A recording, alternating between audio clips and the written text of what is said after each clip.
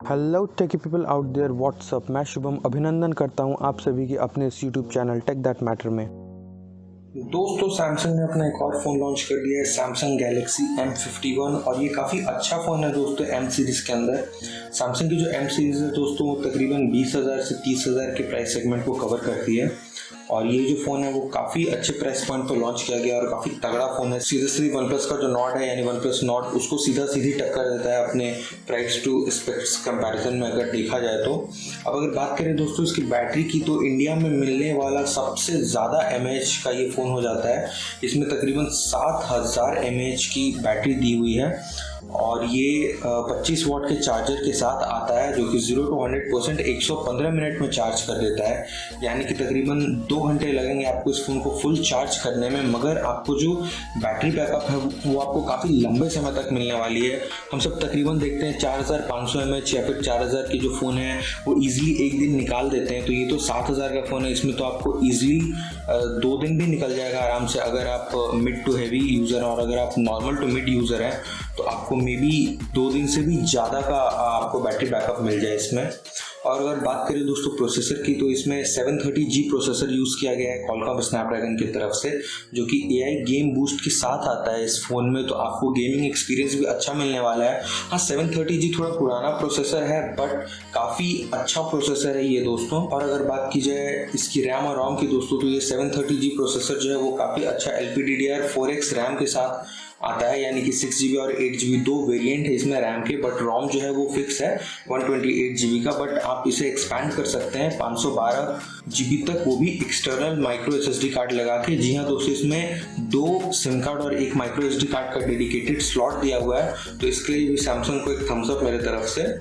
अब अगर बात की जाए दोस्तों डिस्प्ले की, तो एक फ़ोन में सबसे ज़्यादा यूज़ में आने वाला चीज़ डिस्प्ले है, क्योंकि उसी से हम इंटरैक्ट करते हैं दोस्तों। तो सैमसंग ने इस बार इसमें कहीं भी कॉर्नर्स कट नहीं किए हैं दोस्तों। 6.7 इंच का S AMOLED प्लस डिस्प्ले दिया गया है, जो कि इन्फिनिटी O डिस्प्ले के साथ आता है, यानी कि कैमरा का एक कटआउट आपको बीच में देखने को मिलेगा। और अगर एस्पेक्ट रेशियो की बात की जाए दोस्तों, तो ये 20:9 एस्पेक्ट रेशियो के साथ आता है, जो कि काफ़ी कॉमन है आज के ज़माने में।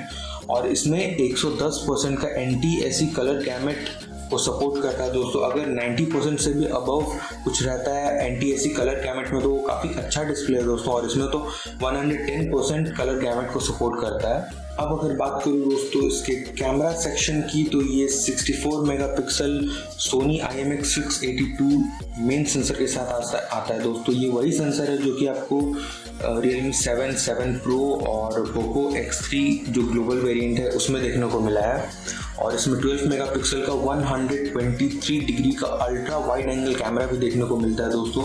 और ये काफ़ी ज़्यादा ही अल्ट्रा वाइड एंगल कैमरा है दोस्तों, क्योंकि आज के ज़माने में हम लोग देखते हैं 117 से 119 डिग्री तक अल्ट्रा वाइड एंगल कैमरा दिया जाता है दोस्तों, बट इसमें 12 मेगापिक्सल का 123 डिग्री का कैमरा दिया हुआ है, तो ये काफ़ी अच्छी बात है। और इसमें 5 मेगापिक्सल का डेप्थ सेंसर है और 5 मेगापिक्सल का माइक्रो कैमरा।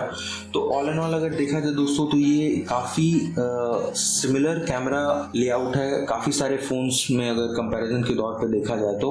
अब अगर बात करें दोस्तों इसके फ्रंट कैमरा की, तो इसमें सोनी का IMX616 सेंसर दिया गया है 32 मेगापिक्सल के साथ। और दोस्तों इसमें जो कैमरा फीचर्स हैं वो काफ़ी अच्छे हैं, यानी कि आप सिंगल शॉट से काफ़ी मल्टीपल एंगल्स के भी फ़ोटो ले सकते हैं, काफ़ी मल्टीपल टाइप्स के फ़ोटो ले सकते हैं। और इसका जो फ्रंट कैमरा है दोस्तों सोनी IMX616 32 मेगापिक्सल का, वो एक अल्ट्रा वाइड एंगल कैमरा है और बाय डिफ़ॉल्ट वो एक क्रॉप मोड में रहता है।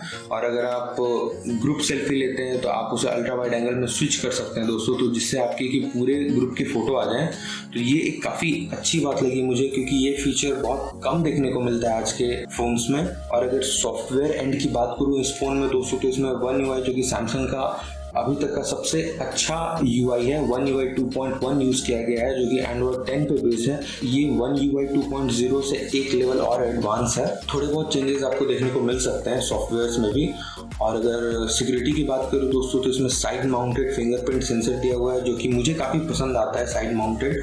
तो ऑल एंड ऑल सैमसंग की तरफ से ये काफ़ी अच्छा पैकेज इस पर दिया गया है दोस्तों। 7000 mAh की बैटरी है, जो कि आज तक मैंने किसी भी कमर्शियल फ़ोन में नहीं देखा है इस प्राइस रेंज में दोस्तों।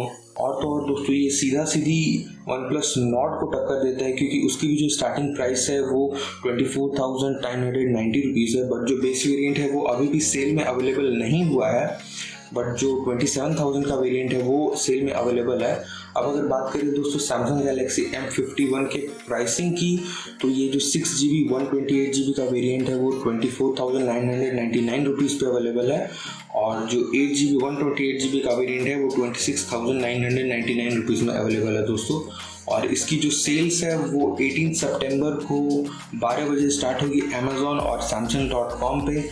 तो आपको अगर ये फ़ोन पसंद है तो आप ले सकते हैं। और अगर आपने वन प्लस नॉट की वीडियो नहीं देखी है तो वो मैं ऊपर आई बटन में लिंक दे दूंगा, आप वहाँ से भी जाके देख सकते हैं दोस्तों। और आपको ये सैमसंग गैलेक्सी M51 कैसा लगा आप मुझे डेफिनेटली नीचे कमेंट करके बताइए। और अगर आपको ये वीडियो अच्छा लगा हो तो लाइक शेयर एंड सब्सक्राइब करें और बेल आइकन भी दबा दें। तो मिलते हैं एक नए वीडियो में, तब तक के लिए खुश रहें, सुरक्षित रहें।